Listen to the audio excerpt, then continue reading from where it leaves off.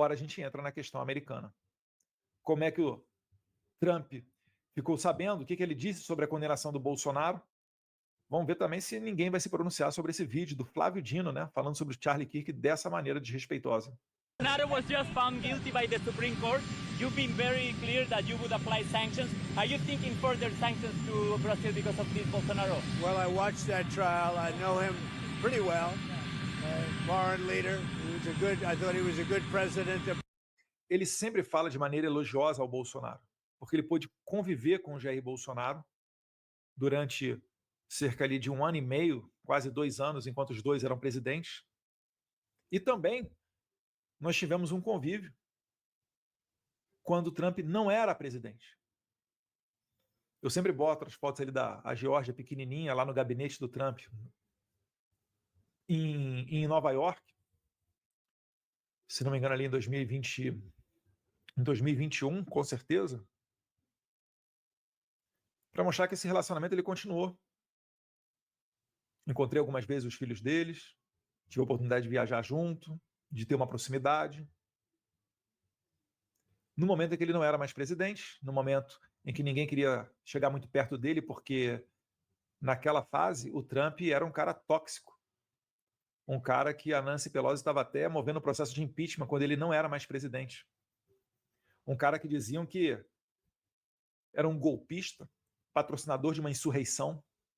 E aí outras pessoas que até trabalharam do lado dele, como Mike Pompeo, Nikki Haley, ou aquele que ele apoiou para governador da Flórida, o Ron DeSantis, estavam alçando voos para chegar à presidência, a contragosto dele, que dizia que sairia candidato à presidência. Nesse momento, a gente estava realizando o CPEC, estávamos lá do Trump. A gente não tem influência nenhuma sobre o eleitorado aqui americano, né? Muito pouco, quase nada, em termos de voto. Mas ainda assim, seguimos fazendo esse bom relacionamento. E está aí o fruto. Porque o presidente Bolsonaro, como ele disse na Avenida Paulista, em certo discurso, ele tem uma falha na sua formação, que foi não aprender inglês. E eu agradeço todos os dias a minha mãe que me forçava a ir às aulas de inglês. Particulares, né? Fiz IBEL, Brasas, me formei finalmente no CNA, a 28 de setembro, lá em Vila Isabel, a professora Érica. Aí vim fritar hambúrguer nos Estados Unidos, aquela chacota toda. Mas isso me permitiu andar por boa parte do mundo com segurança. Enquanto Caetano Veloso e a sua turma faziam chacota do meu inglês, a gente estava se relacionando com esse cara aí, que é o único cara no mundo que consegue abrir 2 flancos de guerra em 24 horas em qualquer lugar do planeta Terra. O cara que bombardeia o Irã e acaba com o programa nuclear iraniano. O cara que força o Trudeau a aumentar o rigor no controle das suas fronteiras. Um cara que impõe a presidente socialista do México que fizesse a maior apreensão de fentanil da história do México e que agora está enfrentando o Alexandre de Moraes. Se tem uma coisa que vai sair daí, meus amigos, podem ter certeza, é resposta. Vamos dar uma olhada aqui. Brazil, and it's very surprising that could happen. That's very much like they tried to do with me, but they...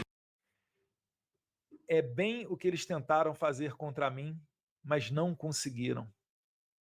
Eu não preciso nem gastar tempo de ficar explicando e reexplicando. O Trump, ele é uma pessoa de bom coração. É uma pessoa de um senso de humor sensacional. E pessoas assim costumam ter empatia. Elas se colocam no lugar das outras. Vamos ver o trechinho que ele fala aqui. Surprising that could happen. That's very much like they tried to do with me, but they didn't get away with it at all. But I can only say this.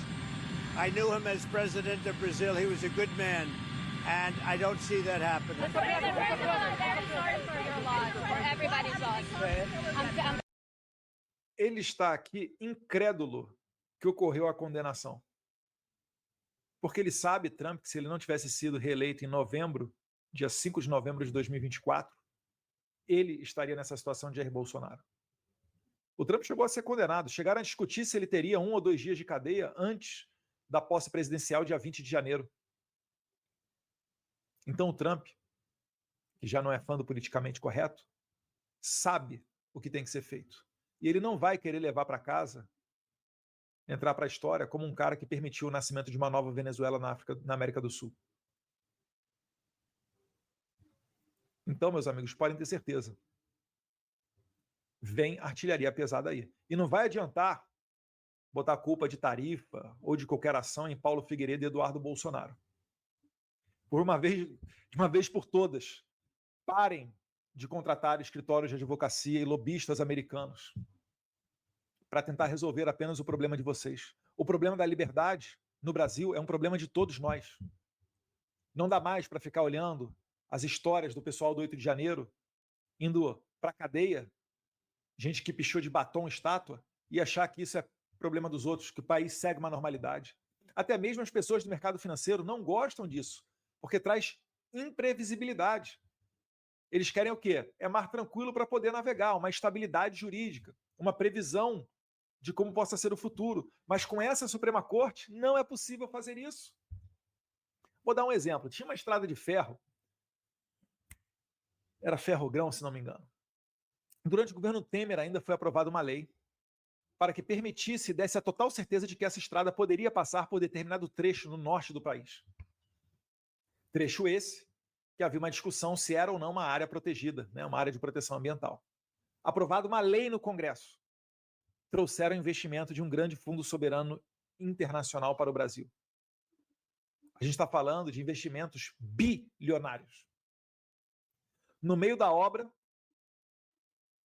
o PSOL, sim, o PSOL, aquele partido irrelevante, o partido do Adélio Bispo, entra com uma ação e o Alexandre de Moraes concede a ação, travando a obra por meses.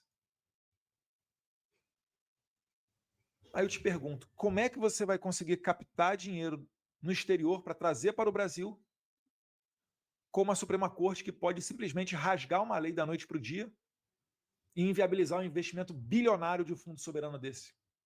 Você acha que esses investidores vão olhar para o Brasil e vão ter que ideia? Você acha que o nosso rating, que é a nossa taxa lá, nosso ranking de bom local para receber investimentos, vai piorar ou vai melhorar com essa conduta?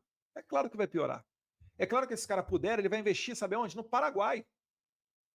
Verdade seja dita, quando eu era criança, muita gente falava, né, quando o produto era ruim, é paraguaio. Hoje em dia é o contrário. Hoje em dia o Paraguai dá uma aula no Brasil sobre empreendimento, porque tem um sistema tributário que todo mundo consegue entender. É 10% de imposto, aqui, acolá, acabou. Uma lei trabalhista simples, enxuta,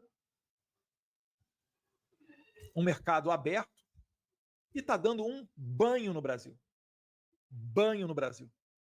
Abraço ao presidente Mário Abdo Benítez, Marito.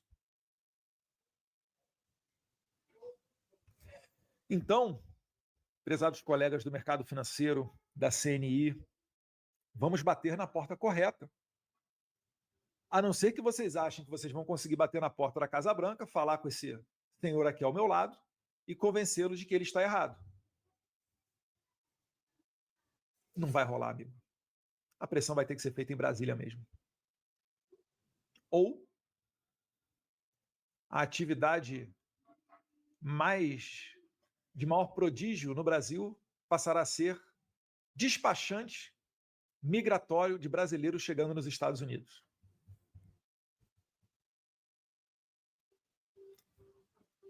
A gente tem muita sorte, ou melhor, somos muito abençoados, né, de termos o Trump como presidente dos Estados Unidos.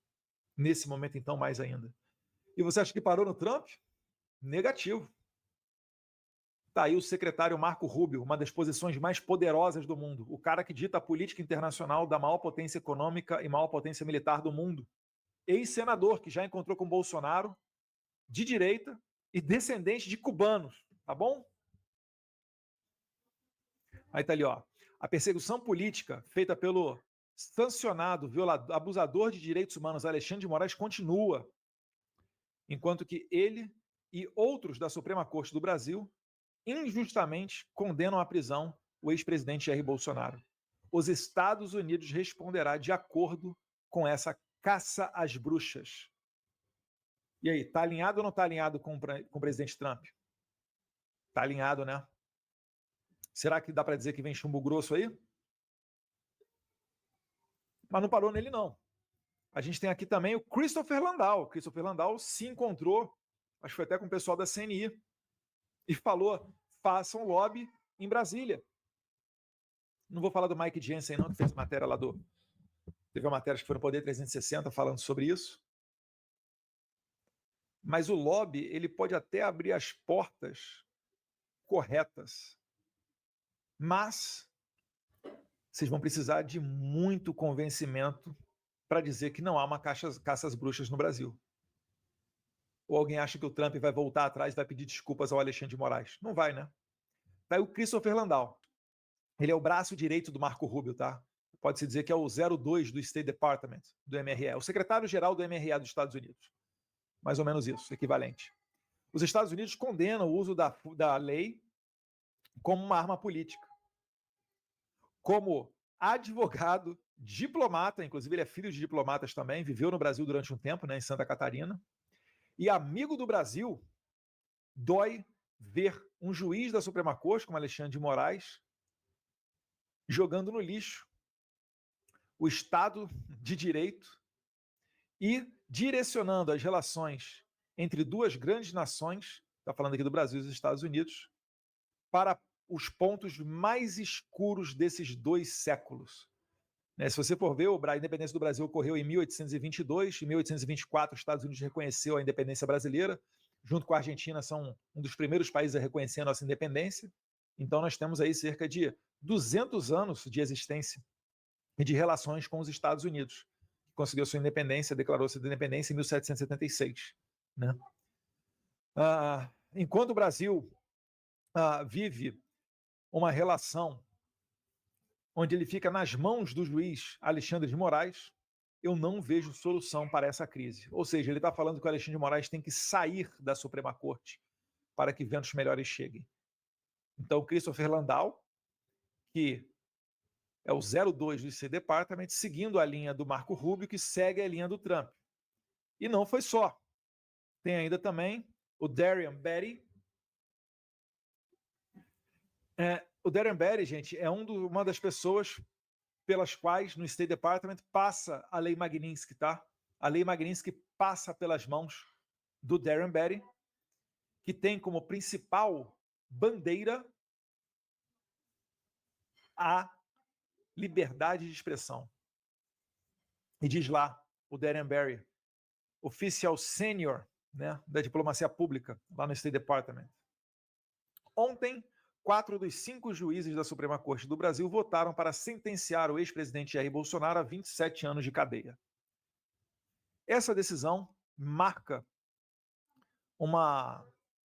é histórica e feita por um abusador, um sancionado abusador, violador de direitos humanos, Alexandre de Moraes, né? Que é aí um perseguidor de censura e também uma parte desse complexo para perseguir Jair Bolsonaro e seus apoiadores. Nós, aqui falando ele dos Estados Unidos, vamos considerar o desenvolvimento obscuro dessa página, né, da história brasileira de maneira muito séria. Ou seja, todos eles estão dando conta de que haverá uma resposta vinda dos Estados Unidos.